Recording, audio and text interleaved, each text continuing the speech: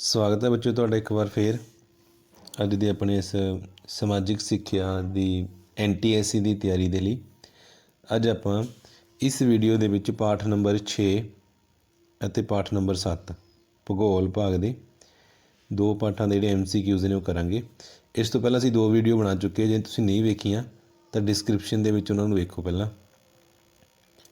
हाँ जी आओ स्टार्ट करिए। वायुमंडल विच ग्रीन हाउस असर वधन नाल सारे संसार का तापमान वध सकता है। ये किस गैस के वधन कारण हो रहा है? हाँ जी वायुमंडल में जो तापमान वध जाता गा वो किहड़ी गैस करके हैगा? कार्बन डाइऑक्साइड करके। हाँ जी अगला प्रश्न, खेतीबाड़ी खेतर तो देश के लगभग 2/3 मजदूरों को रोजगार मिलता है। इस खेतर तो राष्ट्रीय आमदन का किन्ने प्रतिशत हिस्सा प्राप्त होता है? कला जिहड़ा खेतीबाड़ी खेतर हैगा वो राष्ट्रीय आमदन विच किन्ने परसेंट योगदान दिंदा गा? 29%। हाँ जी अगला प्रश्न, भारत विच दालां हेठ रकबा संसार विच सब तो वध है। इन्हां दा उत्पादन 1950-51 विच 84 लाख टन सी, जो कि 1997-98 विच वध के 133 लाख टन हो गया। इस अनुसार भारत का संसार विच किनवां स्थान है? दाला उत्पादन दे विच भारत का किनवां स्थान है? पहला। हाँ जी अगे, खेतीबाड़ी विच उत्पादन वाधा दर 1949-50 तो 1997-98 ਦੇ ਵਿੱਚ 2.7% प्रति साल औसत रही, ਜਦੋਂ ਕਿ ਵਸੋਂ 2% प्रति साल रही। खुराक पदार्थों का उत्पादन 3 गुणा तो भी वध रहा है, पर इस वाधा दर ने किस दी खोज नूं गलत सिद्ध किया, जिस अनुसार खुराक पदार्थों का वाधा दर ਅਤੇ जनसंख्या वाधा गुणनदार ਹਨ। हाँ जी किस दा विचार सी भी ये सी मालथस ते उसदे सहयोगियों का।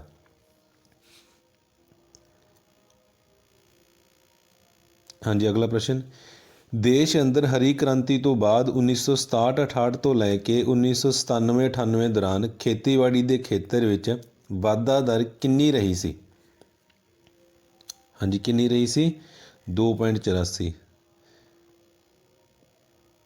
1967-68 के मुकाबले जेकर 1997-98 ਦੇ ਵਿੱਚ ਖੇਤੀਬਾੜੀ ਨੂੰ ਦੇਖਿਆ ਜਾਵੇ ਤਾਂ ਉਹਦੇ ਵਿੱਚ 2.84% ਜਿਹੜਾ ਵਾਧਾ ਦਰ ਸੀ ਉਹ ਹੋਇਆ।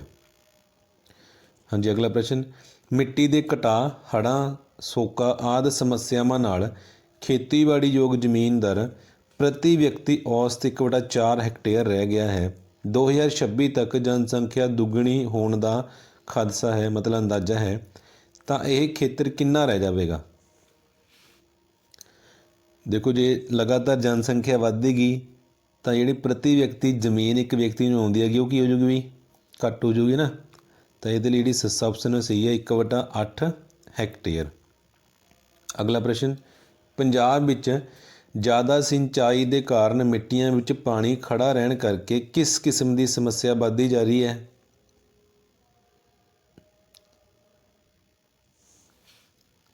हाँ जी किस किस्म की समस्या बढ़ती जा रही हैगी? उपरोक्त सारे आ सकते हैं। पानी का स्तर लगातार नीवा हो रहा है, खारे पानी का भी वाधा हो रहा है जमीन के, जमीन जी सैलाबी भी हो रही हैगी। कुछ खेतरों के इतने इन्होंने कुछ मैंशन नहीं किया कोई खास खेतर, उत्थे खारेपन का वाधा भी हो रहा जमीनों के। जो जमीन के खारापन वधे तो वो उपजाऊ शक्ति अपने आप ही घट हो जाती है। हाँ जी अगला साडा प्रश्न है, हेठ लिखियां फसलों को हाड़ी और सौणी के हिसाब नाल वखरेवा करो। हाड़ी दी फसलों वख लिखनियां ने, सौणी दी वख। जो हाड़ी दी ने उन्होंने पर नंबर 1 पावांगे तो जो सौणी दी उन्होंने पर नंबर 2 पावांगे। तो देखो कणक हाड़ी की फसल है, जौ ये भी हाड़ी दी है, छोले ये भी है, सरों ये भी हाड़ी दी है, तो तोरिया। ठीक है ये सारिया हाड़ी दी फसलों ने, कणक, जौ, छोले, सरों तो तोरिया। तो दूजियां किहड़ियां रह गईयां फिर? चावल ये सौणी दी है, कपाह ये भी सौणी दी है, ठीक है, बाजरा, मक्की, मूंगफली ते पटसन ये सारियां किहदियां फसलां ने? सौणी दी फसलां ने। ठीक है हाड़ी दी इन्हें फसलों ने उन्होंने रबी फसलां भी कहते, तुसीं याद रखना गा। हाड़ी दी फसलों की कहते हैं रबी ते सौणी दियां नूं खरीफ। ठीक है, उलझना नहीं गया। हाड़ी दियां फसलां रबी फसलां कहलाउंदियां ने ते सौणी दियां खरीफ।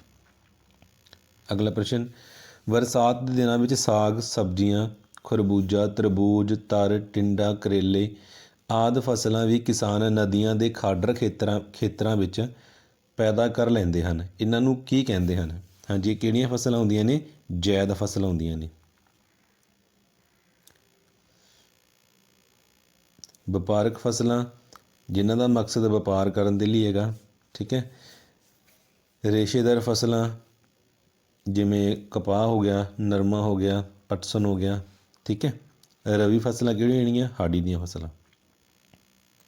ਹਾਂਜੀ, ਅਗਲਾ ਪ੍ਰਸ਼ਨ, ਮੱਕੀ ਮੂਲ ਰੂਪ ਵਿੱਚ ਕਿਸ ਦੇਸ਼ ਦੀ ਫਸਲ ਹੈ? ਹਾਂਜੀ, ਕਿਹੜੇ ਦੇਸ਼ ਦੀ ਫਸਲ ਹੈ ਮੱਕੀ? ਅਮਰੀਕਾ ਦੀ।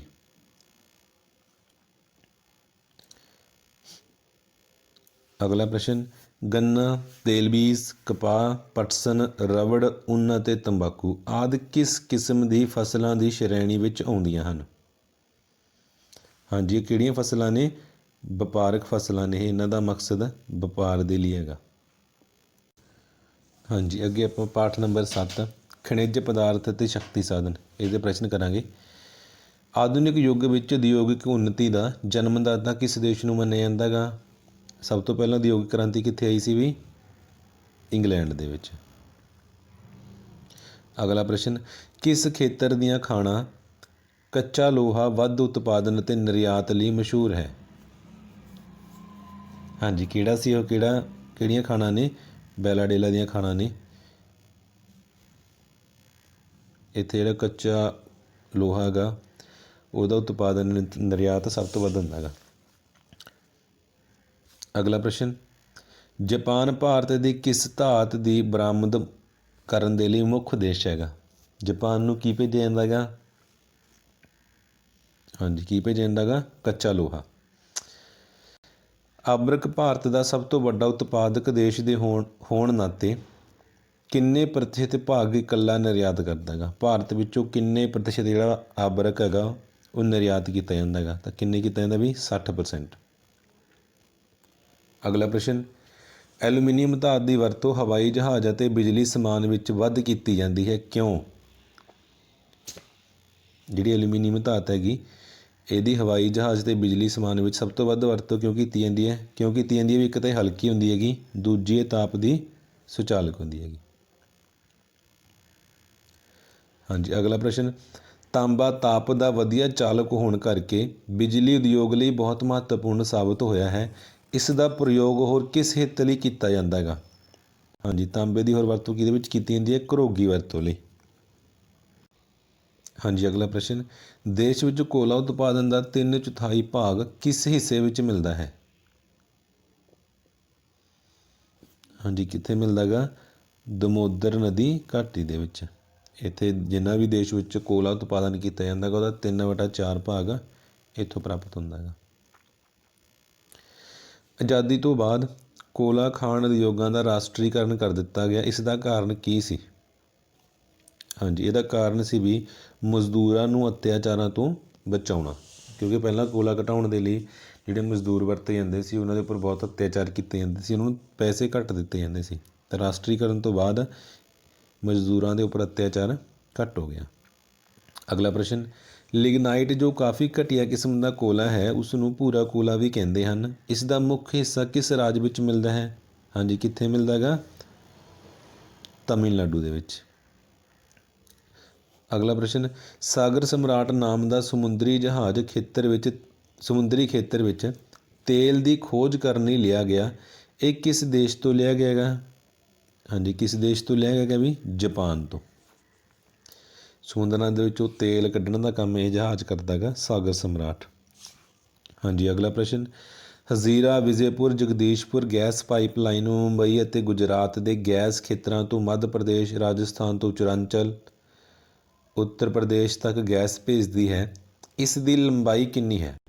ਹਾਂਜੀ, ਕਿੰਨੀ ਲੰਬਾਈ ਹੈ ਇਹਦੀ? 1730 kilometre. ਹਜ਼ੀਰਾ Vijaypur ਜਗਦੀਸ਼ਪੁਰ gas pipeline 1730 kilometre ਲੰਬੀ ਹੈ। ਅਗਲਾ ਪ੍ਰਸ਼ਨ, ਹੇਠ ਲਿਖਿਆਂ ਦਾ ਸਹੀ ਮਿਲਾਨ ਕਰਨਾ ਗਾ। ਦੇਖੋ ਵੀ ਪਣ ਬਿਜਲੀ ਕਿਤੋਂ ਤਿਆਰ ਹੋਊਗੀ, ਪਾਣੀ ਤੋਂ, ਤੇ ਥਰਮਲ ਬਿਜਲੀ